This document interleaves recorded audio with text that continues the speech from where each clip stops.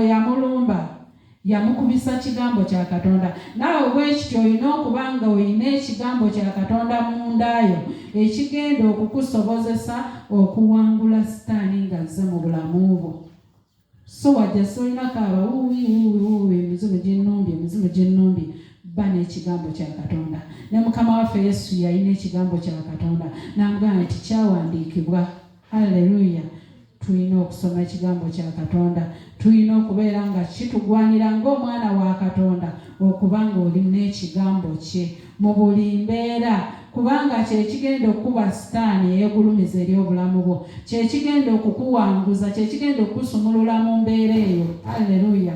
Tube n'ekigambo kya Katonda. Ng'emizimu bwe gikulumba olina ekyawandiikibwa ky'ogenda ogigamba. Haleluya. Nga oyogenda gigamba nti kyawandiikibwa laba mbawadde amaanyi n'obuyinza okulinnya ku njaba ez'obusago okugoba emizimu, ng'olina ekigambo ekiri mu kamwako ky'ogenda okwogera eri embeera eyo ezze mu maaso go. Haleluya.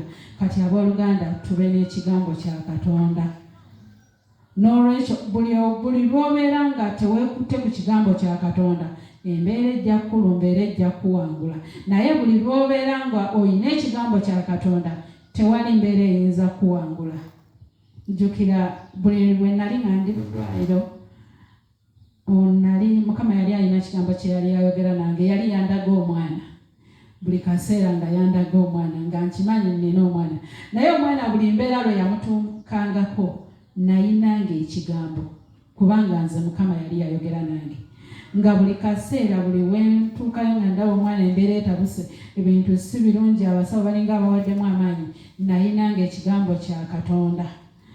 Ng'era kyensabiramu ne nga nti Mukama gwe waŋŋamba. Nasomanga mu Bebbulaniya 10:23.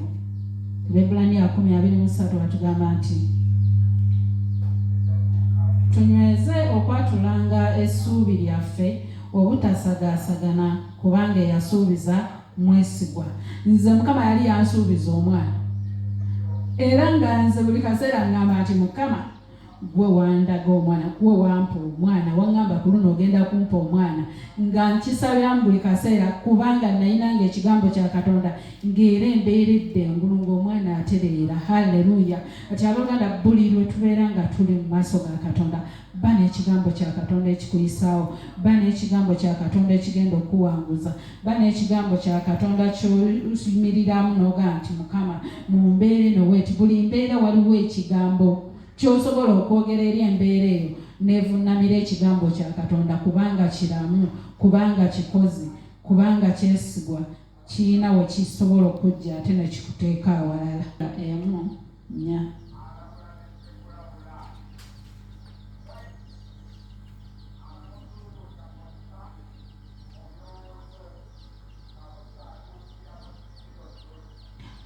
Yeremiya 1:4.